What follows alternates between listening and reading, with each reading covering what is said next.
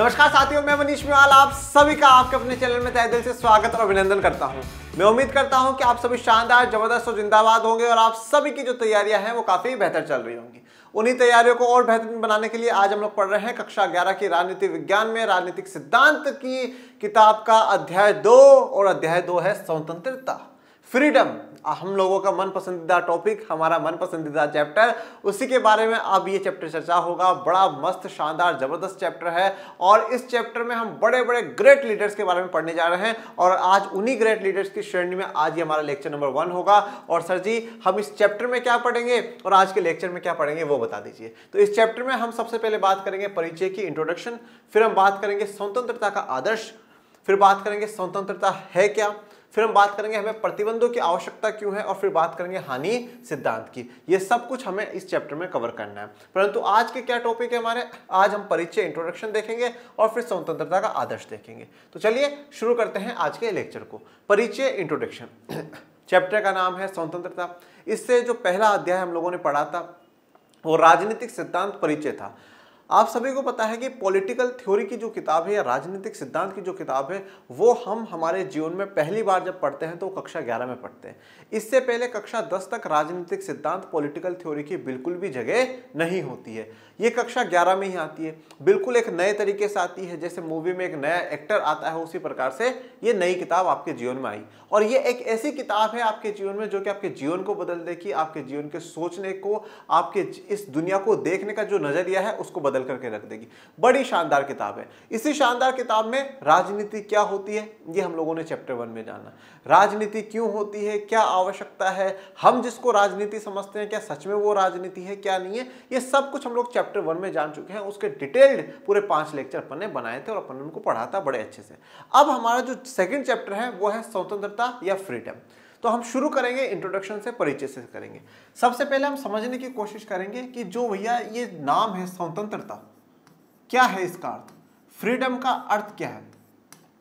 हम कहते हैं कि भैया हम लोग 15 अगस्त 1947 को अंग्रेजों से आज़ाद हो गए थे, हम अंग्रेजों से स्वतंत्र हो गए थे, इसलिए हम स्वतंत्रता दिवस 15 अगस्त को मनाते हैं। तो इस स्वतंत्रता का अर्थ क्या है, ये फ्रीडम का अर्थ क्या है। बहुत सी बार आपने सुना होगा बच्चों को माता पिता से कहते हुए कि अब हम बड़े हो चुके हैं, अब हम लोग स्वतंत्र हैं, अब हमें फ्रीडम चाहिए, हमें आज़ादी चाहिए। ऐसा आपने बहुत सी बार मूवीज़ में ऐसा देखा होगा, अब हमें फ्रीडम चाहिए, हमें आज़ादी चाहिए। ये फ्रीडम क्या है, ये स्वतंत्रता क्या है, ये आज़ादी क्या है, इसको समझते हैं। देखिए, हम पहले बात करते हैं हमारे नॉर्मल से सीधे से आम भाषा के शब्दों में।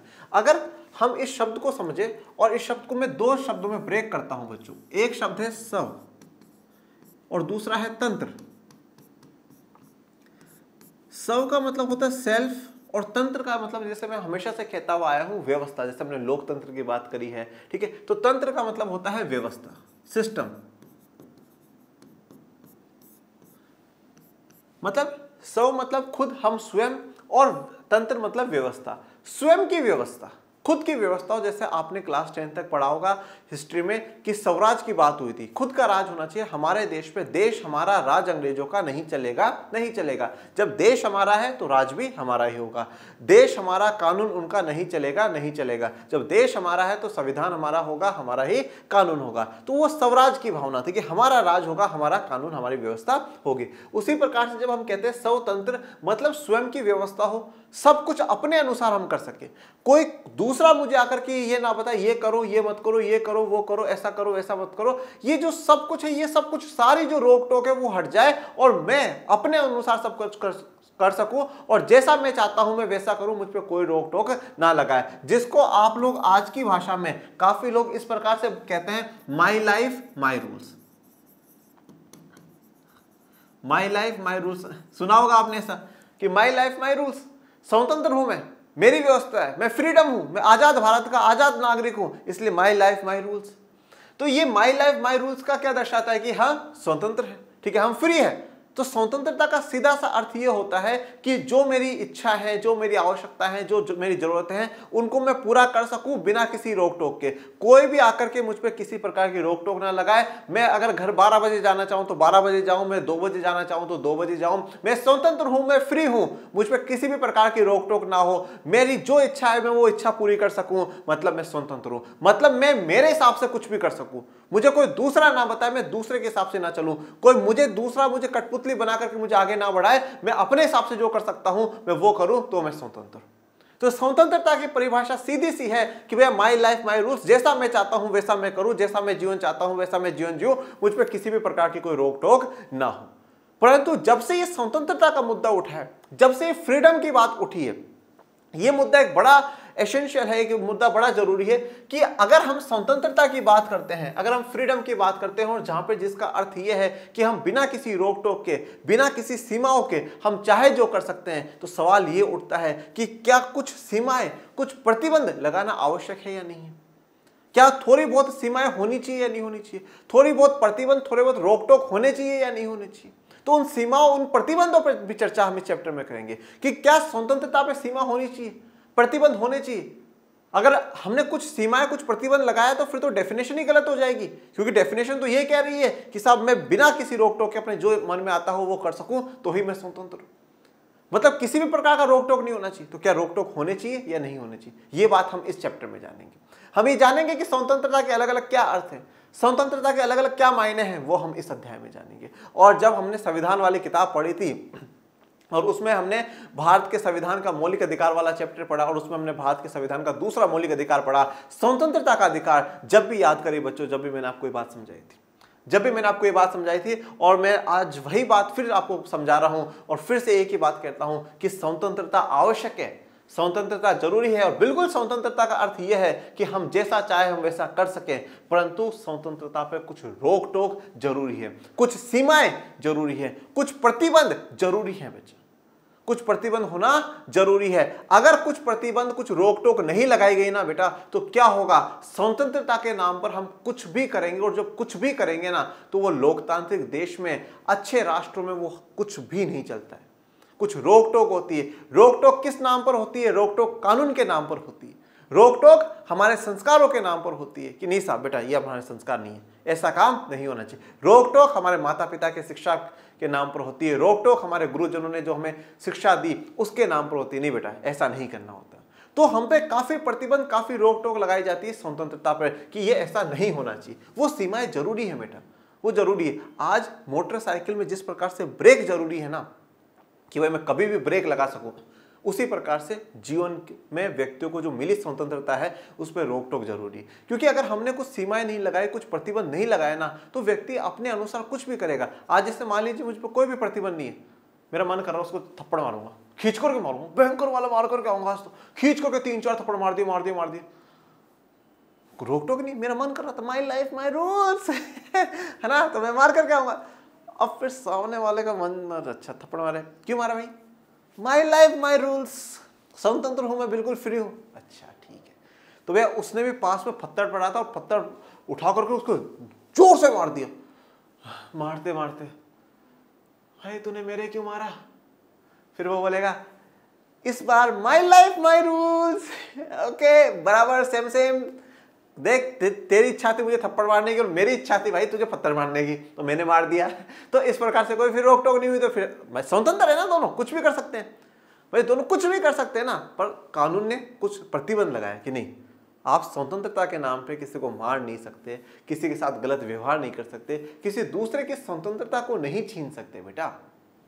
तो स्वतंत्रता पर कुछ प्रतिबंध, कुछ रोक टोक होना जरूरी है। आज ये बात आप खुद पर लेकर के सोचिए कि अगर हमें बिल्कुल स्वतंत्र छोड़ दिया जाए, अगर बिल्कुल ही स्वतंत्र छोड़ दिया जाएगा तो हम क्या कुछ भी करेंगे, परंतु हम पे कुछ रोक टोक है। जैसे कि मैंने एक तो उदाहरण दिया आपको कानून का, उसके अलावा क्या रोक टोक है? जैसे हमारे माता पिता क्या कहते हैं, नहीं बेटा, हेलो बेटा 10 बज गई, तू अभी तक घर नहीं आया, कितने बजे तक आएगा, कितना टाइम तुझे लगेगा? अब हमें बहुत सी बार क्या लगता है, अरे यार मेरे मम्मी पापा पुराने जमाने के हो रहे हैं, मुझे कहीं बाहर ही नहीं जाने देते, मेरे कोई फ्रीडम ही नहीं है, मुझे कोई आज़ादी नहीं है। अरे बेवकूफ़ हो, वो आपकी आज़ादी को जिंदगी भर बनाए रखना चाहते हैं, इसलिए वो कुछ प्रतिबंध लगा रहे हैं। वो आप बड़े सौभाग्यशाली हैं हम लोग कि हमारे पास कोई पूछने वाला है कि बेटा 10 बज गए, बेटी 10 बज गए, तू आई क्यों नहीं या आया क्यों नहीं। पूछने वाले हमें सौभाग्यशाली है, वो हम पे कुछ रोक टोक लगा रहे हैं जिससे कि हम जीवन में कुछ गलत काम ना करें, हम कुछ गलत दिशाओं में ना चले जाए। उनको हमारी फिक्र है। तो हाँ पापा जी आ रहा हूँ, 10 मिनट में पहुँच रहा हूँ, बस पापा जी रास्ते में ही हूँ मैं। तो ये क्या है, स्वतंत्रता पे कुछ प्रतिबंध है कि नहीं बेटा इतनी बजे के बाद नहीं। अब ऐसा ही एक और उदाहरण, आप स्कूल जाते होंगे। अब स्कूल का एक टाइम होता है ना कि भैया 8 बजे स्कूल में एंटर होना है, 8:05 पर गेट बंद कर दिए जाएंगे, है ना, ऐसा होता है। अब आप तो कल को 8 बजे स्कूल चालू हो रहा है, आप 11 बजे जा रहे हो, फिर बोलो माई लाइफ माई रूल्स, मैं स्वतंत्र हूँ मैम, आज़ाद भारत का आज़ाद नागरिक हूँ। अरे तो भाई कुछ कानून भी है, कुछ प्रतिबंध भी, 8:05 के बाद एंटर नहीं हो सकते, चलो बाहर चलो। अब वहां पे प्रतिबंध नहीं लगाते तो बच्चा 11 आ रहा है, 12 आ रहा है, अपनी मर्जी से आ रहा है, अपनी मर्जी से जा रहा है, गलत बात है ना। तो प्रतिबंध थोड़े से जरूरी है, कुछ रेस्ट्रिक्शंस, कुछ रोक टोक जरूरी है बेटा। तो जो स्वतंत्रता की हम बात करते हैं, जहां पर हम बिल्कुल ये कहते हैं कि हम हमारी इच्छाओं को पूर्ण रूप से कर सके, हम हमारी इच्छाओं को अच्छे से जी सके, उनको पूरा कर सके, परंतु उन पर कुछ सीमाओं की, उन पर कुछ रोक टोक की आवश्यकता होती है। ये बात हमें ये पूरा चैप्टर समझते समझते आ जाएगी। और मैं आपको हमेशा एक ही बात कहता हूँ बच्चों, माता पिता के द्वारा लगाए गए कुछ रोक टोक, कुछ प्रतिबंध आपके खिलाफ नहीं होते। अगर आप भी जीवन में कभी ऐसा सोचते हैं कि नहीं नहीं साहब मेरे माता पिता मुझे फ्रीडम नहीं देते हैं, मुझे आज़ादी नहीं देते हैं, तो मैं एक बात आपको बता दूं, फिर आप मेरे स्टूडेंट के लायक भी नहीं हो। जो अपने माँ बाप के खिलाफ सोचता हो वो मेरा अच्छा स्टूडेंट नहीं है, ठीक है। आप माँ बाप के सम्मान करिए, उनकी रेस्पेक्ट करिए। उन्होंने कुछ रोक टोक लगाई, आपको लगता है कि नहीं नहीं पापा मम्मी गलत है, तो उनको थोड़ा सा समझा दो। देखो भाई 8 साढ़े 8 तो कोई बड़ी बात नहीं है, लेट हो जाता हूँ थोड़ा बहुत, आप चिंता मत करा करो, मैं आ जाऊँगा। और कुछ वो बोलते हैं उन बातों को सुना करो, उनको समझा करो, क्योंकि जो ज्ञान आपको माता पिता दे सकते हैं बेटा, वो ना तो कोई वेबसाइट दे सकती है, ना और कोई दे सकता है, ना कोई किताबें। जो ज्ञान माँ बाप के पास है और जो प्यार माँ बाप के पास है वही आपको दे सकते हैं। चलिए अब हम आगे बढ़ते हैं। मानव इतिहास में ऐसे बहुत से उदाहरण हैं जब अधिक शक्तिशाली समूहों ने कुछ लोगों या समुदायों का शोषण किया, उन्हें गुलाम बनाया या उन्हें अपने आधिपत्य में ले लिया। तो अब देखिए मानव इतिहास में बहुत से ऐसे उदाहरण हैं जब हम देखते हैं कि अधिक जो शक्तिशाली समूह हैं, चाहे देखिए आप अलग अलग देशों में, चाहे जो अलग अलग सामाजिक व्यवस्था है, जैसे हम बात करते हैं दक्षिण अफ्रीका में गोरे लोगों ने काले लोगों पर शासन करा, काले लोगों पर अत्याचार करा, भेदभाव करा, डिस्क्रिमिनेशन करा। हम जैसे भारत में देखें, भारत में ऊंची जाति के लोगों ने दलितों पर, पिछड़ों पर अत्याचार करा, पुरुषों ने महिलाओं पर अत्याचार करा, ठीक है। कहीं कहीं पर आप देखोगे, जैसे आपने कक्षा 10 में भाषा के आधार पर पढ़ा था, श्रीलंका में जो सिन्हाला भाषा के लोग हैं उन्होंने तमिल भाषा के लोगों पर अत्याचार करा, भेदभाव उनके साथ करा। तो आपने मानव इतिहास में से बहुत से उदाहरण देखे होंगे जो अधिक शक्तिशाली समूह हैं, जो ज्यादा ताकतवर जो ग्रुप्स हैं, उन्होंने क्या करा है, कुछ लोगों पर या कुछ समुदायों का बहुत ज्यादा शोषण करा है। शोषण करने का मतलब क्या है, उनको सारे अधिकारों से वंचित रखा है, उनके साथ खूब अत्याचार करा है, उनके साथ खूब भेदभाव करा है, मतलब उनको मानव को मानव भी बनकर के नहीं रहने दिया, उनके साथ जानवरों जैसा सुलूक हुआ है। वहीं कहीं ना कहीं हम शोषण मान लेते हैं और उनको गुलाम बनाया गया है या उन्हें अपने आधिपत्य में ले लिया गया, मतलब अपने कंट्रोल में ले लिया गया कि आज से तुम वही करोगे जो हम बोलेंगे, जैसा हम बोलेंगे वैसा ही तुम करोगे। जैसे मैंने यहाँ पे एक तस्वीर दिखाई है कि भैया ये कोई नौकर है और उसको मारा जा रहा है, पीटा जा रहा है, तो ये क्या दर्शाया जा रहा है कि यहाँ पे क्या हो रहा है, अत्याचार हो रहा है, उसका शोषण हो रहा है, उसका दमन हो रहा है, जो कि गलत है, या उसको गुलाम बना लिया गया है। लेकिन इतिहास हमें ऐसे वर्चस्व के खिलाफ शानदार संघर्ष के प्रेरणादायक उदाहरण भी देता है। देखो इतिहास पर ऐसे वर्चस्व के खिलाफ, जो इस प्रकार का वर्चस्व हुआ है, इस प्रकार का जो शोषण होता है, या कोई एक जो शक्तिशाली समूह है वो दूसरे समूह पे अपना दबाव बना रहा है, ठीक, अपना दबदबा बना रहा है, तो उस दबदबे के खिलाफ, उस अत्याचार के खिलाफ के भी लड़ने वाले हमें प्रेरणादायी बहुत से उदाहरण मिल जाते हैं। तो इतिहास में दोनों चीजें हैं, गुलाम बनाने वाले लोग भी हैं और गुलाम से राजा बनाने वाले लोग भी हैं, दोनों हैं। तो हमेशा एक बात ध्यान रखिएगा कि अगर जिंदगी में बुराई है तो अच्छाई भी है, और अच्छाई है तो बुराई भी है। तो बस वही बात यहाँ पर है कि अगर आपको मानव इतिहास में से बहुत से उदाहरण हैं जहाँ पर शक्तिशाली समूह ने क्या करा, लोगों पर अत्याचार करा, उनको मारा, पीटा, शोषण करा और करा, और पर उन सबके खिलाफ लड़ने वाले भी बहुत से व्यक्ति। अगर हम बात करें, हम नेल्सन मंडेला की बात करेंगे, जो दक्षिण अफ्रीका में 28 वर्षों तक जेल में रहते हैं सिर्फ इसलिए कि जो अश्वेत लोग हैं, जो काले रंग के लोग हैं, उनको सम्मान से जीने का अधिकार मिल सके। हम भारत की बात करें, जाति व्यवस्था में लाखों, हजारों, करोड़ों की संख्या में जो दलित, पिछड़ी जाति के लोग हैं, महिलाएं, उनको सम्मान का जीवन मिल सके, उसके लिए काफी लोगों ने बड़ा संघर्ष किया है, जिसमें बाबा साहब अम्बेडकर, महात्मा ज्योतिबा फुले, सावित्रीबाई फुले, राजा राम मोहन रॉय, ऐसे बहुत से लोग हैं, उन्होंने संघर्ष किया है। तो आपको अत्याचार करने वाले वाले भी मिलेंगे तो उस अत्याचार के खिलाफ संघर्ष करने वाले भी मिलेंगे कि नहीं, ये जो है ये गलत हो रहा है, ये गलत हो रहा है, ये गलत जो है ये बंद होना चाहिए। तो ऑप्शन हमेशा दोनों ही होते हैं। ये स्वतंत्रता क्या है जिसके लिए लोग अपना जीवन देने तक के लिए तैयार हैं?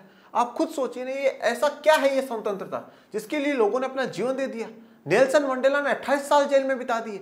हम एक म्यांमार की पॉलिटिशियन के बारे में पढ़ेंगे, आंग सू की के बारे में। उन्होंने 20 साल अपने घर में नजरबंद होकर के बिता दिए। ऐसा क्या है ये स्वतंत्रता जिसमें हमारे देश के काफी समाज सुधारकों ने अपना पूरा जीवन बिता दिया, जिन्होंने अपनी इच्छाओं को मार दिया, अपनी सारी जो आवश्यकताएं थी सबको खत्म कर दिया, परंतु नहीं, उनकी स्वतंत्रता के लिए लड़े। ऐसा क्या है इस स्वतंत्रता में कि जब विदेशों से पढ़ करके आया व्यक्ति, मैं महात्मा गांधी की बात कर रहा हूं, विदेशों से आया हुआ व्यक्ति यहाँ के भारत आता है और लोगों को कष्ट में देखता है, वो स्वतंत्रता के लिए आंदोलन करना शुरू कर देते हैं। ऐसा क्या है इस स्वतंत्रता में जबकि भारत की भूमि पर 23-23 साल के लोग फांसी पर चढ़ जाते हैं सिर्फ स्वतंत्रता के लिए? मैं भगत सिंह की बात कर रहा हूं। तो स्वतंत्रता ऐसा क्या है जिसमें लोग अपना जीवन तक कुर्बान कर देते हैं, पूरा जीवन दे देते हैं? किसके लिए? सोसाइटी के लिए, समाज के लिए। किसके लिए? राष्ट्र के लिए, देश के लिए। और कहा जाता है ना कि खुद के लिए सब जीते हैं, पर जो दूसरों के लिए जीता है उनको याद करा जाता है। और वो मर करके भी आज अमर है, वो मर करके भी आज अमर है, क्योंकि वो हम सब के लिए जी करके गए हैं, वो दूसरों के लिए जी करके गए। तो ये स्वतंत्रता क्या है? ऐसा क्या है ये स्वतंत्रता जिसके लिए लोग अपना जीवन कुर्बान कर रहे हैं? सार रूप में मतलब इन शॉर्ट, ठीक है, स्वतंत्रता के लिए संघर्ष लोगों की इस आकांक्षा को दिखाता है कि वे अपने जीवन और नियति का नियंत्रण स्वयं करें तथा उनकी अपनी इच्छाओं और गतिविधियों को आजादी से व्यक्त करने का अवसर बना रहे। तो अब जो स्वतंत्रता के लिए जो संघर्ष होता है वो लोगों की क्या आकांक्षा, क्या इच्छा को दर्शाता है? वो ये दर्शाता है कि अपने जीवन, जो हमारा खुद का जीवन है, हमारी जो नियति है, मतलब हम क्या चाहते हैं क्या नहीं चाहते, इन सब का जो नियंत्रण है ना, जो कंट्रोल है ना, वो स्वयं करें। हमारा रिमोट किसी दूसरे के पास नहीं होना चाहिए, वो हमारे पास ही होना चाहिए।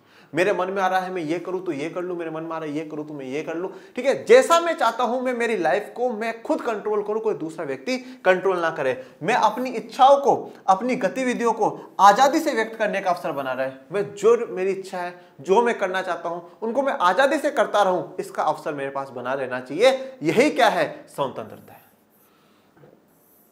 इसी को क्या बताया गया है? स्वतंत्रता बताया गया है कि हम अपनी इच्छा से जीवन को जी सके, हम अपनी इच्छा से आगे बढ़ सके, वही स्वतंत्रता है। ये आपको तस्वीर क्या दर्शाई गई है कि ये इस व्यक्ति के सब क्या है, कठपुतलियां बनी हुई है, जैसे ये चाहता है ये वैसे ही काम करते हैं। तो यहाँ पर क्या है, ऐसा सिस्टम नहीं, स्वतंत्रता ये नहीं है। स्वतंत्रता क्या है कि हम अपनी इच्छा से सारा जो कंट्रोल है हमारी लाइफ का वो खुद के हाथ में हो, वह स्वतंत्रता बताई गई। न केवल व्यक्ति वरन समाज भी अपनी स्वतंत्रता को महत्व देते हैं और चाहते हैं कि उनकी संस्कृति और भविष्य की रक्षा हो। तो देखो, सिर्फ और सिर्फ व्यक्ति स्वतंत्रता नहीं चाहता है, ऐसा नहीं कि मैं खुद स्वतंत्रता चाहता हूँ, पूरा समाज, सोसाइटी भी स्वतंत्रता चाहती है। जैसे कि आप देख लीजिए, अब नेल्सन मंडेला जी ने किसके लिए, एक व्यक्ति के लिए लड़ाई लड़ी? नहीं, समाज के लिए, जो आश्रित समाज है उनके लिए। भारत में जो समाज सुधारक है उन्होंने एक व्यक्ति के लिए लड़ाई लड़ी? नहीं, हजारों करोड़ों दलितों के लिए, पिछड़ों के लिए, महिलाओं के लिए, गरीबों के लिए, इन लोगों के लिए लड़ाई लड़ी। तो एक व्यक्ति नहीं, समाज भी क्या चाहता है? समाज भी चाहता है कि उसकी स्वतंत्रता हो। और समाज की स्वतंत्रता में क्या है कि वो समाज है उसको प्रगति करने का अवसर मिले, उसको भी खुद का विकास करने का अवसर मिले। और विकास करने के साथ साथ क्या है, वो खुद की संस्कृति को, खुद के इतिहास को बचा कर करके रखे, खुद की संस्कृति को सेफ रखे, खुद के इतिहास को बचा कर करके रखे। जब आप क्लास 12th में आओगे और आप पॉलिटिकल साइंस पढ़ोगे तो आप देखोगे कि भैया ऐसे हमारे देश में ऐसे अनेक भाषाएं बोलने वाले लोग हैं, अनेक क्षेत्रों में अलग अलग रहने वाले लोग हैं। उन्होंने समय समय पर सरकार से मांग करी कि साहब हमारी संस्कृति जो है, हमारी भाषा जो है, हमारा क्षेत्र है, उसका जो सम्मान है वो हमेशा बचा हुआ रहना चाहिए, वो सेफ रहना चाहिए। हम वही चाहते हैं। तो लोग सिर्फ एक इंडिविजुअल स्वतंत्रता नहीं चाहता है, पूरा समाज भी स्वतंत्रता चाहता है। और यहाँ पर समाज में आप किसी वर्ग के आधार पर भी देख सकते हैं, किसी भाषा के आधार पर भी देख सकते हैं। वो अपनी संस्कृति को बचाना चाहते हैं, वो अपने भविष्य की रक्षा करना चाहते हैं, क्योंकि हमारी जो पहचान है वो हमारी संस्कृति से है। और अगर संस्कृति खत्म हो गई तो हमारा भविष्य ही क्या रहेगा। तो संस्कृति को बचा करके, अपनी भाषा को बचा करके, अपनी वेशभूषा, अपना खान पीन, अपने कल्चर को बचा करके अपने भविष्य की रक्षा करना चाहते हैं। लोगों के विविध हितों और आकांक्षाओं को देखते हुए किसी भी सामाजिक जीवन को कुछ नियमों और कानूनों की जरूरत होती है। अब यहां से इंपॉर्टेंट बात समझिए, लोगों के विविध हितों को और आकांक्षाओं को। अब देखिए, जो मैं चाहता हूं हो सकता है वैसा आप ना चाहते हो, जैसा आप चाहते हो सकता है वो वाला व्यक्ति ना चाहता हो, अरे जैसा वो चाहता है वो नहीं चाहता। तो आज हम सभी जो लोग हैं, हम सबके क्या है, विविध हित है। मैं किसी चीज में फायदा देखता हूं, आप किसी चीज में फायदा देखते हो, आप किसी चीज में फायदा देखते हो, आप किसी चीज में फायदा देखते हो, हम सब अलग अलग चीजों में फायदा देख रहे हैं। तो लोगों के अलग अलग हित हो सकते हैं, इंटरेस्ट हो सकते हैं, नहीं यार ये जो चीज है ये ज्यादा फायदेमंद, ये वाली ज्यादा फायदेमंद। लोगों की अलग अलग आकांक्षाएं हो सकती हैं, होती है ना भैया, मेरी आज कुछ आकांक्षा है, आपकी कुछ इच्छा है, उसकी कुछ इच्छा है, उसकी कुछ इच्छा है। आप पूरे देश की छोड़िए, आप एक बात बताइए, एक परिवार में देख लीजिए, अगर 5 सदस्य रह रहे हैं तो 5 सदस्यों के विचार एक जैसे नहीं होंगे, 5 सदस्य की आकांक्षा इच्छा एक जैसी नहीं होगी, और 5 सदस्य के हित एक जैसे नहीं होंगे। कोई सोचेगा नहीं साहब टीचर ही होना चाहिए, टीचर सबसे बढ़िया है, नहीं डॉक्टर बनना ही सबसे बढ़िया। अरे तो आपकी इच्छा है, आपकी आकांक्षा है, आपके हित ही अलग अलग है, एक परिवार में अलग अलग है, तो सोचिए पूरे देश में सभी लोगों के जो हित हैं, आकांक्षा है, वो अलग अलग होंगी। और इन सभी को विविध का मतलब है अलग अलग होना। जब अलग अलग होंगी तो इसके लिए मैं एक सामाजिक जीवन में कुछ नियमों और कानूनों की जरूरत होती है बेटा। ठीक है, ये जो अलग अलग इच्छाएं, जो अलग अलग हित हैं हमारे, उनको थोड़ा सा कंट्रोल करने के लिए हमें कुछ नियम और कानूनों की जरूरत होती है। और ये नियम और कानूनों को ही कभी कभार हम क्या समझ लेते हैं, प्रतिबंध समझ लेते हैं कि ये तो हमारे ऊपर रोक है, ये तो हमारे ऊपर क्या कर दिया गया है, रोक टोक लगा दी गई। परंतु ऐसी बात नहीं है। ये तस्वीर किसको दर्शाई गई है, कानून के लिए दर्शाई गई है। नियम और कानूनों की जरूरत क्यों है, नियम और कानून की जरूरत इसलिए है कि देश में या राज्य में अराजकता ना फैले। अराजकता का मतलब यह है कि कुछ भी चल रहा हो, कोई सरकार नहीं हो, सब अपने मर्जी से चल रहा हो, दंगे हो रहे हो, सब हो रहे हो, वो अराजकता का माहौल है, ऐसा नहीं चाहिए। उसके लिए हमें कानून चाहिए। कानून किसके लिए चाहिए, कानून चाहिए कि जो मजबूत वर्ग है वो कमजोर वर्ग पर अत्याचार ना कर सके। हमें कानून इसलिए चाहिए, कानून हमें इसलिए चाहिए कि मैं भी अपना जीवन बेहतर तरीके से जी सकूं, स्वतंत्र तरीके से जी सकूं। क्योंकि अगर जैसे आज भाई कानून है तो भाई आज विश्वास है ना मन में कि नहीं साहब मेरे साथ कुछ गलत नहीं होगा, ठीक है, मेरे साथ कुछ गलत नहीं होगा। कानून ही नहीं होगा तो लोगों को कोई मुझे मार के भी चला जाएगा, क्या कर लो, कुछ नहीं कर सकते। पर मुझे आज कोई मार के चला गया तो कम से कम केस जाएगा, उसको पकड़ेंगे, फांसी ऐसी होगी, फांसी मतलब जो भी सजा होगी, जो कुछ भी हो, तो कानून से लोगों में विश्वास बनता है। और ये जो विश्वास जब बनता है ना बेटा, तो हम आसानी से अपना जो जीवन है उसको जी पाते हैं, हम उसको अच्छे से जी पाते हैं, बल्कि ज्यादा स्वतंत्र होकर के जी पाते हैं। हो सकता है कि इन नियमों के लिए जरूरी हो कि व्यक्ति की स्वतंत्रता की कुछ सीमाएं तय की जाए, लेकिन ये माना जाता है कि ये सीमाएं हमें असुरक्षा से मुक्त करती है और ऐसी स्थितियां प्रदान करती है जिनमें हम अपना विकास कर सके। तो हो सकता है ये जो नियम है, जो ये नियम बनाए जाए, उनके लिए कभी कभार क्या होता है कि स्वतंत्रता की कुछ सीमाएं तय कर दी जाती है, लिमिट लगा दी जाती है। भाई ये काम आप कर सकते हो, फ्री हो, आप ये नहीं कर सकते, आप ऐसा नहीं कर सकते, आप ये नहीं कर सकते। तो क्या करा, स्वतंत्रता पे कुछ रोक लगा दी, भाई ऐसा कर सकते हो, ये नहीं कर सकते हो। तो नियमों के नाम पर क्या है, स्वतंत्रता पे कुछ सीमाएं तय कर दी गई, कुछ रोक टोक लगा दी गई। अब हमें क्या लगता है कि नहीं साहब ये तो गलत है, पर गलत नहीं है, सही है। सही क्यों है, क्योंकि ये सीमाएं हमें असुरक्षा से मुक्त कराती है। मैंने अभी क्या कहा कि भैया आज कोई भी कानून, कोई भी नियम कानून नहीं होगा तो जिसके मन में आएगा वो वैसा करेगा। जैसे मैंने स्टार्टिंग में आते क्या कहा कि उसके मन में आया, उसने चलते हुए व्यक्ति के 2 थप्पड़ मार दिए, उस व्यक्ति के मन में आई कि मेरी मर्जी है, माई लाइफ में रूल्स, उसने पत्थर उठा करके मार दिया, है ना, कर दिया, खेल खत्म। परंतु आज नियम है, कानून है, कुछ रोक टोक है, कुछ सीमाएं लगा रखी। इससे क्या है, मैं असुरक्षा से, मैं इनसिक्योरिटी से मुक्त हूं, मैं सिक्योर हूं, मैं सुरक्षित हूं, क्योंकि मुझे पता है देखो वो व्यक्ति अपन को मारेगा नहीं। क्यों, क्योंकि कानून है, गलत नहीं करना। मुझे पता है ये काम करूंगा तो ये गलत है, ये काम करूंगा तो सही है। तो जब कुछ नियम, कुछ कानून होते हैं, कुछ रोक टोक होती है, तो उससे हम क्या है, असुरक्षा से मुक्त हो जाते हैं, हम सुरक्षित रहते हैं, हमें बिल्कुल क्या है, सुरक्षित महसूस करते हैं, क्योंकि हमें पता है कि देश में कानून व्यवस्था चलती है, कुछ गलत होगा तो पुलिस वाले हैंडल करेंगे, ऐसा हो जाएगा, ऐसा हो जाएगा। तो असुरक्षा से मुक्ति के लिए भी हमें सीमाओं की जरूरत है जिनमें हम अपना विकास कर सके। तो फिर ये जो सीमाएं जो तय करी जाती हैं वो कुछ इस प्रकार की स्थितियां बना देती हैं जिससे कि हम अपना विकास कर सके, हम खुद का डेवलपमेंट कर सके, खुद को आगे बढ़ा सके। ठीक है, आज हम स्वतंत्र हैं, परंतु उस स्वतंत्रता के साथ कुछ सीमा है। वो सीमाएं क्यों लगाई गई है, जिससे कि समाज एक सभ्य समाज बना रहा है, एक अच्छा समाज बना रहा है, एक जो बेटर सोसाइटी जिसको हम लोग कहते हैं ना, वो बेटर सोसाइटी बनी रहे, और उस बेटर सोसाइटी के अंदर हम खुद का विकास कर सके, खुद को आगे बढ़ा सके और दूसरे लोगों की भी मदद समय समय पर कर सके। राजनीतिक सिद्धांत में स्वतंत्रता के बारे में अधिकतर चर्चा ऐसे नियमों को विकसित करने पर केंद्रित रही है जो सामाजिक रूप से आवश्यक सीमाओं और बाकी प्रतिबंधों के बीच अंतर स्पष्ट करती है। तो राजनीतिक सिद्धांत मतलब ये जो पॉलिटिकल थ्योरी है, इसमें अधिकतर जो चर्चा है वो किस बात को लेकर करके है कि सामाजिक रूप में आवश्यक सीमाएं। देखो कुछ तो होती है आवश्यक सीमाएं कि भाई वो जरूरी है, वो लगनी चाहिए, और कुछ होते हैं ऐसे प्रतिबंध जो नहीं लगने चाहिए थे, फिर भी सरकार या कहीं पे लोग लगा देते हैं। तो आवश्यक सीमाएं और जो बाकी प्रतिबंध है उनके बीच में अंतर भी स्पष्ट करेंगे हम राजनीतिक सिद्धांत में कि भाई ये तो आवश्यक सीमा है, ये तो लगनी ही चाहिए, ये जरूरी भी है। और कुछ होता है प्रतिबंध जो नहीं लगने चाहिए फिर भी लगा देते हैं, जो कि गलत है। तो आवश्यक सीमाएं होना जरूरी है, पर जो बाकी के एक्स्ट्रा प्रतिबंध होते हैं वो गलत है। तो उनके बीच में भी हम यहाँ पे डिफरेंस करेंगे। इस पर भी वाद विवाद रहा है कि स्वतंत्रता की क्या सीमाएं होनी चाहिए जिसके फलस्वरूप किसी समाज की आर्थिक और सामाजिक संरचनाएं प्रभावित है। तो यह भी हमेशा एक डिबेट का मुद्दा रहता है कि कौन सा प्रतिबंध लगना चाहिए, कौन सा नहीं लगना चाहिए, कितनी सीमाएं होनी चाहिए, कितनी नहीं होनी चाहिए। तो लोगों के अलग अलग विचार होते हैं, नहीं साहब ये तो गलत है, ये तो सीमा होनी नहीं चाहिए, तो प्रतिबंध लगना ही नहीं चाहिए, तो गलत बात है। कोई कहता है नहीं भाई साहब बिल्कुल जरूरी है। तो इस पर भी हमेशा डिबेट चलता रहता है। इस अध्याय में हम कुछ ऐसी ही चर्चाओं पर एक नजर डालेंगे। तो इस अध्याय में हम कुछ ऐसे ही बातों के बारे में पढ़ेंगे। ये कानून को दर्शाया गया है। व्यक्ति और समाज दोनों के लिए स्वतंत्रता के महत्व को समझेंगे। व्यक्ति और समाज दोनों के लिए स्वतंत्रता क्यों जरूरी है, उसका क्या इंपोर्टेंस है वो समझेंगे, एक व्यक्ति के लिए भी और पूरे समाज के लिए भी। स्वतंत्रता के सकारात्मक और नकारात्मक आयामों में अंतर की व्याख्या करने में समर्थ होंगे। और जब ये चैप्टर हम पूरा पढ़ लेंगे तो उसके बाद हमें ये समझ में आ जाएगा कि स्वतंत्रता के सकारात्मक आयाम कौन से हैं, अच्छी बातें कौन सी और नकारात्मक बातें कौन सी है, उसको भी समझ लेंगे। ये समझ पाएंगे कि हानि सिद्धांत का क्या मतलब है। ये जो हानि सिद्धांत है इसको भी हम लोग लास्ट में कवर करेंगे, तो हम ये भी समझ जाएंगे। ये यहाँ पर दर्शाया जा रहा है स्वतंत्रता के रूप में कि जो जंजीर है, जो जंजीर हाथ पे बंधी हुई थी, उन जंजीरों को तोड़ दिया गया है। अब हम आजाद हैं, अब हम स्वतंत्र हैं। अब हम बात करते हैं स्वतंत्रता का आदर्श। ठीक है, कि स्वतंत्रता के आदर्श है कौन। भाई हम सभी हमारे जीवन में आगे बढ़ने के लिए किसी ना किसी व्यक्ति को आदर्श मानते हैं। कोई हो सकता है कि वो हमारे देश का महापुरुष हो, ठीक है, हो सकता है वो कोई अभी के समय में कोई बहुत बड़ा अधिकारी हो या कोई बहुत बड़ा नेता हो सकता है कि जो जिसको हम आदर्श मानते हैं वो कोई हमारे आस पड़ोस में हो। भाई वो सर वो अंकल आते हैं, मैं उनसे बहुत ज़्यादा मोटिवेट होता हूँ, वो मेरे आदर्श है, मैं उन जैसा कुछ करना चाहता हूँ, उन जैसी मैं मेहनत करना चाहता हूँ। हो सकता हो माता पिता हो सकता हो भाई बहन हो सकता हो कोई भी हो, कोई टीचर हो, कोई भी हो, एनीवन XYZ, कोई भी हमारा आदर्श हो सकता है। तो आज आप मुझे कमेंट बॉक्स में यही बताइएगा कि आपके आदर्श कौन है, जिससे आप बहुत कुछ सीखने की कोशिश करते हो, आप उन जैसा बनने की कोशिश करते हो कि नहीं साहब मैं उनसे बहुत कुछ सीखता हूं। तो वो आज आप मुझे कमेंट बॉक्स में बताइएगा कि आपके आदर्श कौन है, कौन से महापुरुष है, कौन से व्यक्ति हैं।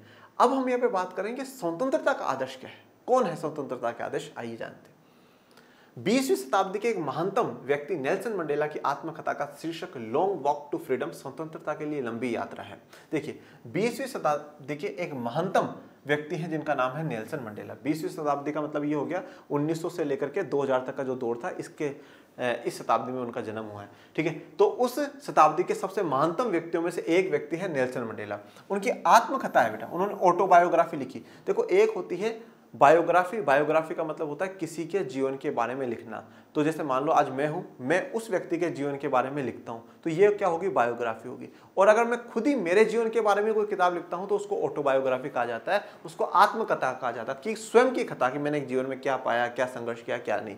तो आत्मकथा का जो शीर्षक है, उनकी जो किताब है उसका क्या शीर्षक है, लॉन्ग वॉक टू फ्रीडम, स्वतंत्रता के लिए, आजादी के लिए एक लंबी यात्रा। और ये शायद क्लास 10th में या 11th-12th में इंग्लिश में एक चैप्टर भी है, लॉन्ग वॉक टू फ्रीडम। अगर आपने पढ़ा हो तो अच्छी बात है। स्वतंत्रता के लिए लंबी यात्रा, इस पुस्तक में उन्होंने दक्षिण अफ्रीका के रंगभेदी शासन के खिलाफ अपने व्यक्तिगत संघर्ष, गोरो लोगों के शासन की अलगाववादी नीतियों के खिलाफ लोगों के प्रतिरोध और दक्षिण अफ्रीका के काले लोगों द्वारा झेले गए अपमान, कठिनाइयों और पुलिस अत्याचार के बारे में बातें की है। तो अब इस किताब में उन्होंने क्या बताया कि जो दक्षिण अफ्रीका है वहां पे जो रंगभेदी शासन है, रंगभेदी शासन मतलब रंग के आधार पर भेदभाव कराया जाता है। अफ्रीका में, दक्षिण अफ्रीका में ये स्थितियां थी कि बस से लेकर करके एक बड़े से बड़े संस्थान तक हर चीज में बहुत बड़ा डिफरेंस था। अगर गोरे लोगों के जो हॉस्पिटल है वो बिल्कुल 1 नंबर हॉस्पिटल, ठीक है, काले लोगों के लिए बिल्कुल बेकार, ठीक है, गोरे लोगों की जो स्कूल हैं वो 1 नंबर टॉप क्लास स्कूल हैं, अश्वेतों के लिए बिल्कुल बेकार, बस गोरे लोगों के लिए बिल्कुल 1 नंबर, उनके लिए बिल्कुल बेकार। इसको सेग्रीगेशन या पृथक्करण की नीति भी कहा जाता है कि हर चीज को क्या कर दिया गया, सेग्रीगेट कर दिया गया, अलग कर दिया गया। सब ये चीजें गोरे लोगों के लिए, ये चीजें अश्वेत या काले लोगों के लिए, और जो श्वेतों को गोरे लोगों को दी गई वो बेस्ट क्वालिटी की चीज थी, और यहाँ पे जो सबसे खराब चीज थी वो इनको दी गई। तो दक्षिण अफ्रीका में रंगभेदी शासन था, ठीक है, और इस रंगभेदी शासन के खिलाफ उनका व्यक्तिगत संघर्ष, खुद का उन्होंने क्या संघर्ष करा वो बताया। गोरे लोगों के शासन की जो ये अलगाववादी नीतियां थी, जो अलग करने वाली नीतियां थी, गोरे और काले लोगों को अलग करने वाली, देश में जो बंटवारा करने वाली नीतियां थी, उसके बारे में बताया। उसके खिलाफ लोगों का क्या प्रतिरोध, क्या गुस्सा रहा है वो बताया, और दक्षिण अफ्रीका के अश्वेत लोगों ने क्या क्या अपमान झेला है वो बताया है, उनकी क्या कठिनाइयां थी वो बताया, और पुलिस ने उन पर क्या क्या अत्याचार करे वो बताया है इस एक किताब में, लॉन्ग वॉक टू फ्रीडम में। तो आप सोचिए कि एक व्यक्ति 28 सालों तक जेल में रहता है बेटा, 28 ईयर्स तक जेल में रहता है, सिर्फ इसलिए कि साहब ये जो अत्याचार है ना, ये अत्याचार लोगों पर बंद हो जाए, ये अत्याचार खत्म हो जाए और सब मिलजुल करके रहे। और नेल्सन मंडेला जी की महानता क्या है वो भी मैं आपको इस लेक्चर में बताऊंगा।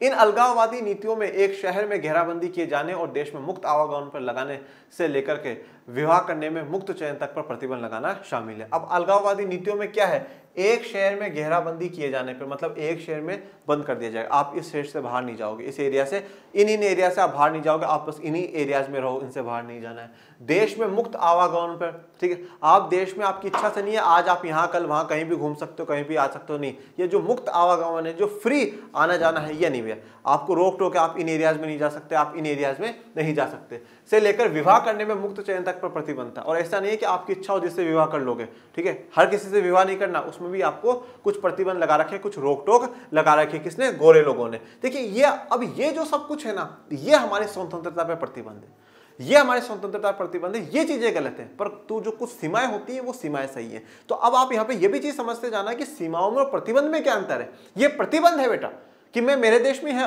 कहीं नहीं जा सकता, मैं अपनी मर्जी से शादी नहीं कर सकता, मैं इस एरिया से बाहर नहीं जा सकता, ये प्रतिबंध है, ये रोक टोक है, ठीक है, ये रोक टोक है। हाँ, परंतु मुझे इस देश, मेरे देश में यहाँ वहां जाता हूं तो देखो इन नियमों को मानना पड़ेगा, मैं ऐसा वहां पे ये नहीं कर सकता। हाँ, वो कुछ सीमाएं हो सकती है जो कि माननीय योग्य है। तो यहाँ पे शादी की तस्वीर को दिखाया गया है कि अपनी मर्जी से शादी भी नहीं हो सकती थी वहां पे। सामूहिक रूप से इन सभी प्रतिबंधों को नस्ल के आधार पर भेदभाव करने वाली रंगभेदी सरकार ने जबरदस्ती लागू कर दिया था। तो ये सब जो प्रतिबंध है किस आधार पर थे, नस्ल के आधार पर, रंग के आधार पर, कि साहब ये जो काम है ये सिर्फ गोरे लोग कर सकते हैं, ये अश्वेत लोग कर सकते हैं, ठीक है, अश्वेत लोग इसी वर्ग में, इन्हीं में शादी करेंगे, ये इसके साथ शादी नहीं कर सकते, इतनी जमीन इनके पास नहीं होगी, ये नहीं होगा, सब कुछ। तो ये जो बंटवारा करा था वो नस्ल के आधार पर करा था। और किसने करा था, ये जो रंग भेदी सरकार है, जो रंग के आधार पर भेद करने वाली सरकार है, जो गोरे लोगों की सरकार है, उन्होंने जबरदस्ती इसको लागू कर दिया था। मंडेला और उनके साथियों के लिए इन्हें अन्यायपूर्ण प्रतिबंधों और स्वतंत्रता के रास्ते की बाधाओं को दूर करने का संघर्ष लॉन्ग वॉक टू फ्रीडम, स्वतंत्रता के लिए यात्रा था। अब मंडेला और जो उनके साथी थे उनके लिए ये जो अन्यायपूर्ण प्रतिबंध थे, उनको, उन बाधाओं को दूर करना, अन्यायपूर्ण प्रतिबंधों को हटा देना, उनको खत्म कर देना, और ये जितनी भी बाधाएं आ रही थी, इन सारी बाधाओं को, इन सारी समस्याओं को खत्म कर देना ही उनके लिए क्या थी, स्वतंत्रता थी, उनके लिए क्या था, फ्रीडम था। बेटा नेल्सन मंडेला जी को 1964 में, 1964 में आजीवन कारावास सुनाया जाता है कि आपको हमेशा, जब तक आप जीवित रहोगे, जब तक आपको क्या है, जेल में रखा जाएगा। परंतु आंदोलन बढ़े, आंदोलन मजबूत हुए, और जब आंदोलन मजबूत हुए तो गोरे लोगों को समझ में आ गया कि साहब अब हम यहाँ पे शोषण नहीं कर सकते, अब हम यहाँ पर अत्याचार नहीं कर सकते। तो फिर फाइनली 28 साल बाद नेल्सन मंडेला जी को आज़ाद कर दिया जाता है, नेल्सन मंडेला जी को जेल में से छोड़ दिया जाता है। फिर दक्षिण अफ्रीका का एक नया संविधान बनता है, और संविधान के बाद नेल्सन मंडेला जी वहाँ के राष्ट्रपति बनते हैं दक्षिण अफ्रीका के। अब देखिए विशेषता, देखिए नेल्सन मंडेला जी की, नेल्सन मंडेला जी का बड़प्पन देखिएगा आप। ये व्यक्ति इतना अत्याचार सहन करता है, 28 वर्ष तक जेल में रहता है, उससे पहले सड़कों पर जा जा करके गोरे लोगों की मार खाता है, काले लोगों के लिए लड़ता है, आवाज उठाता है। इस व्यक्ति से ज्यादा जो हम कहते हैं ना अत्याचार नहीं सहे होंगे दक्षिण अफ्रीका में किसी ने। परंतु जब ये जेल से बाहर निकल करके आ जाता है ना, फिर ये व्यक्ति एक ही बात कहता है कि देखो, सभी जो अश्वेत लोग हैं उनको कहता है कि देखो, माना कि श्वेत लोगों ने हम पर अत्याचार करे, माना गोरे लोगों ने हम पर अत्याचार करे, माना पृथक्करण की नीति अपनाई, अलगाववादी नीति अपनाई, सब कुछ करा, परंतु आज से ये काम इनके साथ भी नहीं होना चाहिए। दक्षिण अफ्रीका का नया संविधान इनको भी साथ लेकर के चलेगा, ये इनको भी बराबर के अवसर मिलेंगे, हमें भी बराबर के अवसर मिलेंगे, उनको भी बराबर के अवसर मिलेंगे।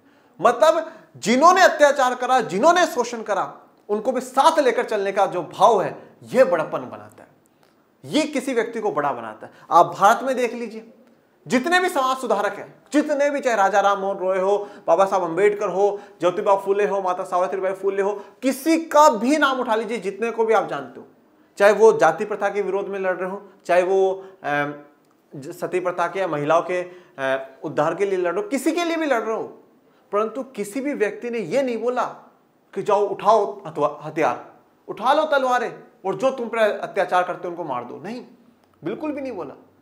क्या बोला? लड़ो, संघर्ष करो, अपने अधिकारों के लिए लड़ो, मांग करो अपने अधिकारों के लिए। ये नहीं बोला चलो तुम भी उनको मार दो। तो उन्होंने अत्याचार करा, लो आज से तुम इन पर अत्याचार करना शुरू। नहीं, सबको साथ लेकर के चलने की, ये समाज सुधारकों को महान बनाते हैं।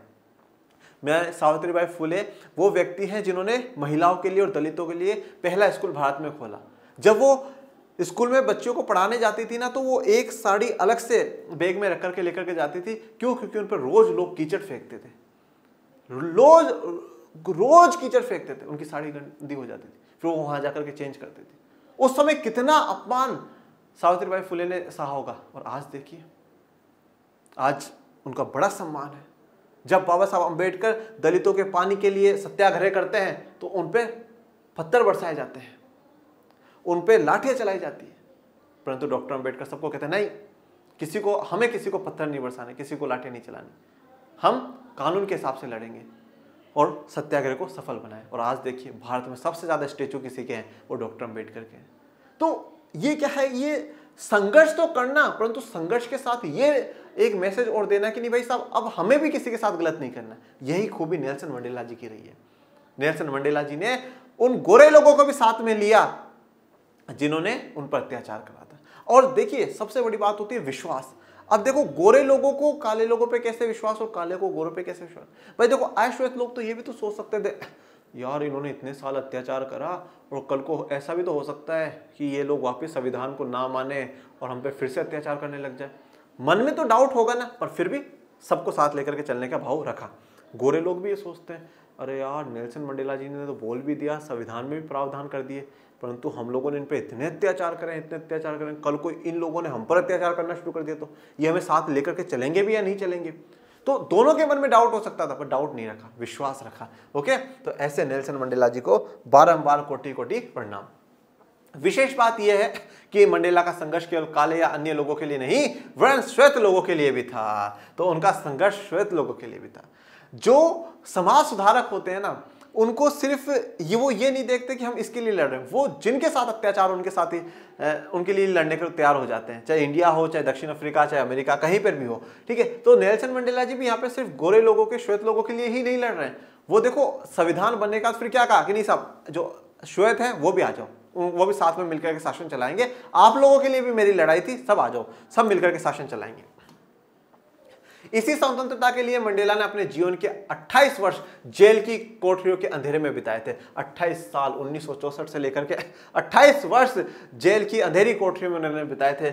जेल में उन्होंने अपना जीवन बिताया, सिर्फ किस लिए? स्वतंत्रता के लिए, किस लिए? आजादी के लिए। कल्पना कीजिए कि अपने यौवन को किसी आदर्श के लिए होम कर देना, अपने दोस्तों के साथ बातचीत करना, अपने प्रिय खेल, मंडेला को बॉक्सिंग पसंद करते थे, खेलने, अपने पसंद के कपड़े पहनने, अपना प्रिय संगीत सुनने जैसे आनंदों को छोड़ देना और जीवन के अंग रहे उत्सवों का त्याग कर देने का क्या मतलब होता है? कल्पना करिए, यौवन मतलब अपनी जवानी पूरी संघर्ष को दे दिया। 28 साल जेल में बिता दिए, अपनी जवानी पूरी की पूरी देश को समर्पित कर दी। अपना जो पसंदीदा खेल था, मंडेला जी को बॉक्सिंग करना पसंद था, पर नहीं, बॉक्सिंग छोड़ दी। उनको वो भी चाहते दोस्तों के साथ बात कर सकते थे, वो भी जैसी व्यवस्था चल रही थी उस व्यवस्था में एंजॉय कर सकते थे, परंतु नहीं, उन्होंने अपना पूरा का पूरा जीवन देश को समर्पित कर दिया। और यही बात है कि उन्होंने देश को जीवन समर्पित करा, इसलिए आज हम हजारों कोस दूर बैठ करके भी उस व्यक्ति के बारे में पढ़ रहे हैं। आज पूरी दुनिया उस व्यक्ति के बारे में पढ़ रही है। आज वो व्यक्ति पूरी दुनिया के लिए आदर्श बन चुका है। कल्पना करिए, उन्होंने अपनी जवानी, अपना खेलकूद, अपना आनंद, सब कुछ उन्होंने त्याग दिया बच्चों। और बच्चों, जीवन में जब किसी दूसरे के लिए कुछ करते हैं और जब हम सही के रास्ते पर चलते हैं ना, तभी हमें दुनिया जानती है। एक राजस्थान के संत हैं महर्षि नवल स्वामी, मतलब हमारी गुरु परंपरा में पर्सनली मैं उनका शिष्य भी रहा हूँ, मतलब उन्हीं की पीढ़ी में हम शिष्य रहे हैं। तो उनका एक दोहा है, वो कहते थे कि धन डिगे, यौवन डिगे, राज तेज डिग जाए, सत्य वचन डिगे नहीं, नवला पर ले हो जाए। मतलब धन भी डिग जाएगा, एक दिन धन भी खत्म हो जाएगा, यौवन जवानी भी एक दिन चली जाएगी, ठीक है, राज तेज जो राजपाट होते हैं वो भी डूब जाएंगे, पर नवल साहब जी कहते हैं कि सत्य वचन नहीं डिगता। जो सत्य के रास्ते पे चलता है, जो सबके लिए काम करता है, वो काम कभी नहीं डिगते, वो काम कभी खत्म नहीं होते। और जिस दिन सत्य वचन भी नहीं चलाना, उस दिन मान लेना पढ़ले हो जाएगी और पढ़ले में सब बर्बाद हो जाएगा। ठीक है, तो इन्होंने क्या है, सबके लिए लड़ाई लड़ी, उन्होंने सत्य के रास्ते पे चल के लड़ाई लड़ी, तो इसलिए आज वो महान है। कल्पना कीजिए कि आपने ये सब छोड़ दिया है क्योंकि आप अपने लोगों की आजादी के लिए अभियान चला रहे हैं। क्यों छोड़ा? क्योंकि मुझे मेरे देश के लोगों के लिए अभियान चलाना है, ठीक है, उनको इस अत्याचार से मुक्त कराना है। और विश्वास देखिए, कितना विश्वास था कि नहीं साहब आजादी तो लेकर के ही रहेंगे, बिल्कुल ही लेकर करके रहेंगे। कैसे हमें गोरे लोग आजादी नहीं देंगे, कैसे हमारे जो संघर्ष है वो सफल कैसे नहीं होगा, होगा, ये विश्वास था। 28 साल तक जेल में बैठ करके इंतजार करा कि नहीं संघर्ष जो है वो सफल होगा। अपने एकाकी कोठारी में बंद रहना चुना है और आपको यह भी नहीं पता कि आपको जेल से कब छोड़ा जाएगा। मतलब एक कोठरी में, एक अंधेरे में बंद आपको कर दिया गया है और यह भी नहीं पता जीवन में कि मुझे कब छोड़ा जाएगा, कब मुझे यहां से रिहा करा जाएगा। और आजकल कुछ बच्चे एक दो एग्जाम में नंबर नहीं आने से, एक दो कंपटीशन में नौकरी नहीं लगने से वो इतने हताश हो जाते हैं, सुसाइड कर लेते हैं, मेरा जीवन सब असफल हो गया। अरे भाई, इस व्यक्ति को तो यह भी नहीं बताता मुझे जेल में से कब छोड़ेंगे, फिर भी विश्वास के साथ, उम्मीद के साथ जीवित रहा, नहीं साहब हो गए, सफल ही होंगे। तो ये विश्वास आपके साथ होना चाहिए कि नहीं साहब पॉलिटिकल साइंस में 100 में से 100 आएंगे, भविष्य में हम कलेक्टर बनेंगे, हम एसपी अधिकारी बनेंगे। स्वतंत्रता के लिए मंडेला ने व्यक्तिगत रूप से बहुत ही भारी कीमत चुकाई है। तो नेल्सन मंडेला जी ने दक्षिण अफ्रीका में समानता को स्थापित करने में एक बड़ी भारी कीमत उन्होंने चुकाई है। चलिए, तो ये नेल्सन मंडेला जी की कहानी थी। हम एक और कहानी की तरफ आगे बढ़ते हैं। विचार प्रेरणा स्रोत है, ये आंग सान सू की है, ठीक है। आंग सान सू की कहाँ की है? ये म्यांमार की है बेटा, ठीक है। म्यांमार आपने देखा ही होगा, भारत के बिल्कुल पास में ही है। मतलब जैसे अगर ये भारत है तो ये पूर्वोत्तर वाला इलाका, ठीक है, यहाँ पर से बांग्लादेश है, ये पूर्वोत्तर वाला, पूर्वोत्तर में मतलब अरुणाचल प्रदेश, असम, त्रिपुरा, मेघालय, नागालैंड उधर। तो और फिर यहाँ पे जैसे ये पूर्वोत्तर है, यहीं पर क्या है, यहाँ पर से क्या आ जाएगा, म्यांमार आ जाएगा। म्यांमार का जो पहले नाम हुआ करता था वो क्या नाम हुआ करता था? बर्मा उसका नाम हुआ करता था। और फिर 1989 में ये बर्मा से क्या कर दिया गया, म्यांमार कर दिया गया।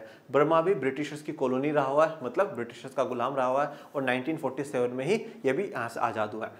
आंग सान सू की जो है यहाँ की, मैं इनकी आपको थोड़ी सी कहानी बता दूँ। 1990 के करीबन 1990 में इन्होंने लोकतंत्र, वहाँ पे म्यांमार में क्या है कि थोड़ा सा मिलिट्री का जो दबदबा है ना वो जाता है, सेना का दबदबा जाता है। जैसे पाकिस्तान में ना, पाकिस्तान में पता ही नहीं चलता सरकार कौन चला रहा है, चुने हुए नेता चला रहे हैं या मिलिट्री चला रही है। वहाँ पर भी मिलिट्री का, सेना का ज़्यादा हस्तक्षेप है। सेना बार बार में क्या करती है, कोशिश करती है कि जो सत्ता है उसको हथिया ले, सत्ता को अपने कब्जे में कर ले। तो 1988 तक भी क्या था कि वहाँ पर मिलिट्री के ही शासन थे, ठीक है। परंतु एक बहुत बड़ा आंदोलन होता है बेटा जिसको 8888 आंदोलन के नाम से जाना जाता है। कौन सा आंदोलन के नाम से? 8888 आंदोलन। पर ऐसा कैसे मजाक कर रहा हूँ, समझ में नहीं आए। देखो ये 8 तारीख भी 8, महीना भी 8 और ईयर भी 88, ठीक है। तो 8वां महीना कौन सा होता है? अगस्त। मतलब 8 अगस्त 1988 को कोई आंदोलन होता है, जो आंदोलन अलग से कभी चर्चा करेंगे, उस आंदोलन की बात करी गई है। फिर उसके बाद 1990 में क्या है, वहाँ लोकतंत्र की स्थापना करी जाती है और वहाँ पे लोगों से वोटिंग कराई जाती है। और उस वोटिंग में आंग सान सू की 80% तक के जो मतदान है वो लोगों से हासिल कर लेती है। ये बात जो सेना के शासन के प्रमुख हैं उनको पसंद नहीं आती, साहब ये ऐसी कैसी व्यवस्था, लोकतंत्र स्थापित करेंगे? नहीं, ऐसा नहीं, सेना का ही शासन होना चाहिए। तो आंग सान सू की जी को 2010 तक बेटा, 2010 तक घर के अंदर नजरबंद कर दिया जाता है। उनके घर के बाहर बिल्कुल पुलिस का, सेना का घेराव रख दिया जाता है। मतलब उनको जेल में तो ले जाकर के नहीं डाला, पर उनके घर को क्या कर दिया, जेल बना दिया। उनको उनके बच्चों से दूर कर दिया गया। इनके पति जो कि कैंसर की बीमारी से लड़ रहे थे इंग्लैंड में इलाज के लिए, ठीक है, उनसे भी मिलने इनको नहीं दिया, इनको घर में ही बंद कर रखा।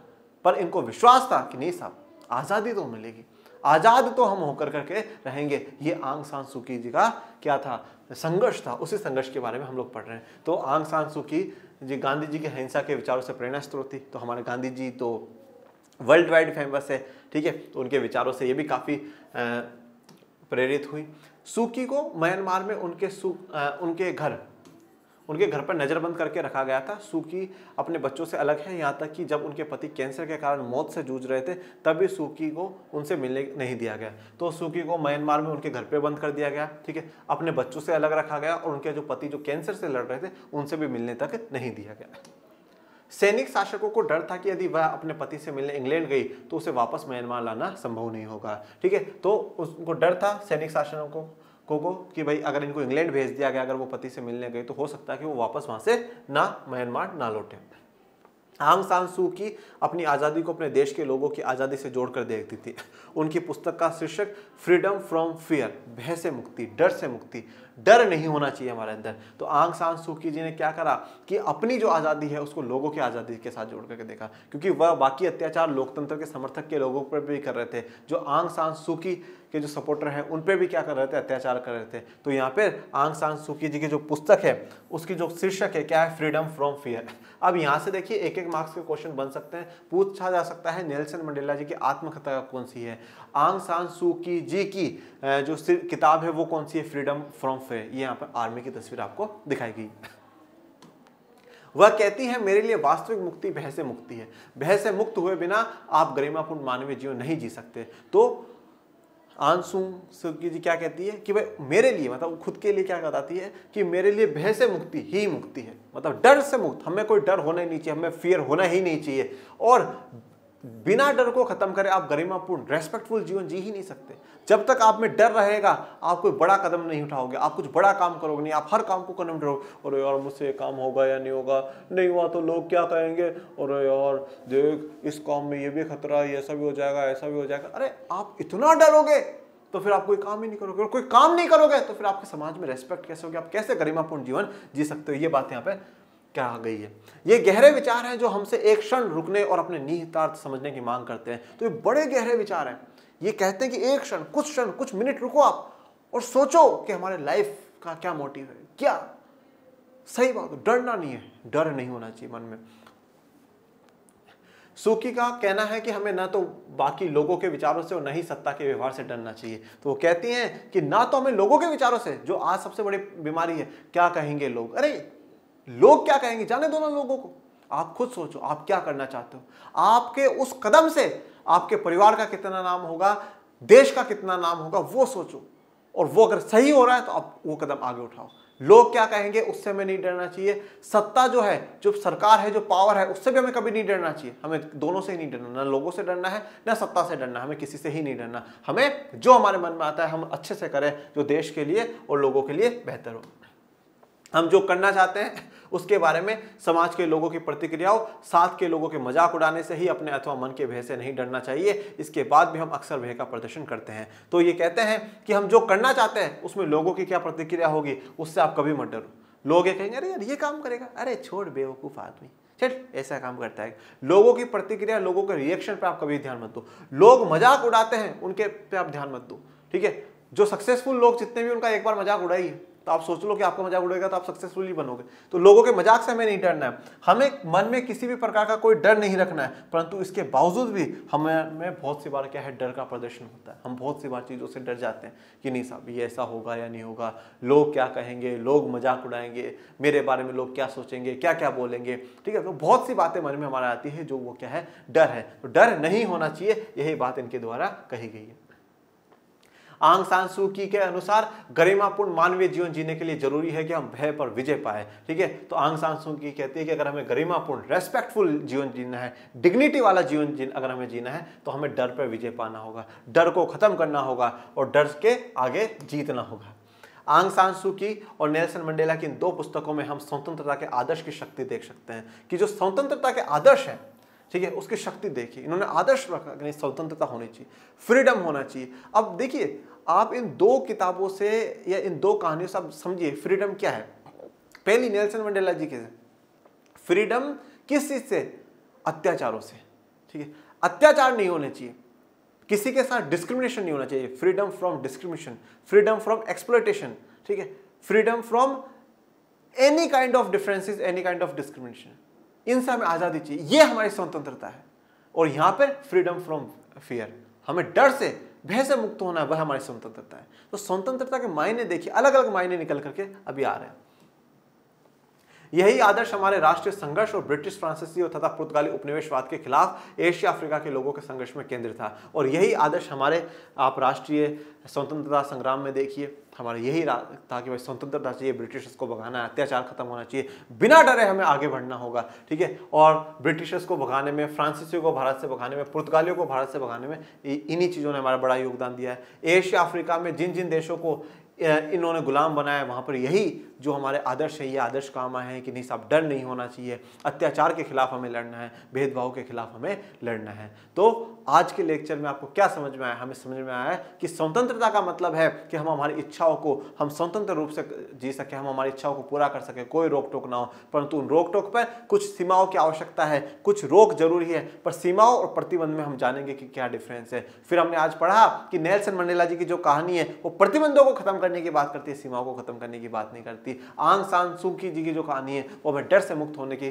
बात कहती है। तो चलिए आज के लेक्चर में इतना ही। आपको कोई डाउट हो तो वो भी बताइएगा, और आज का ये चैप्टर 2 का लेक्चर 1 आप लोगों को कैसा लगा ये भी जरूर बताइएगा। और मेरे प्यारे विद्यार्थियों, पढ़ते रहिए, आगे बढ़ते रहिए, अपने इस चैनल को ज्यादा से ज्यादा लाइक शेयर सब्सक्राइब करवा दीजिए।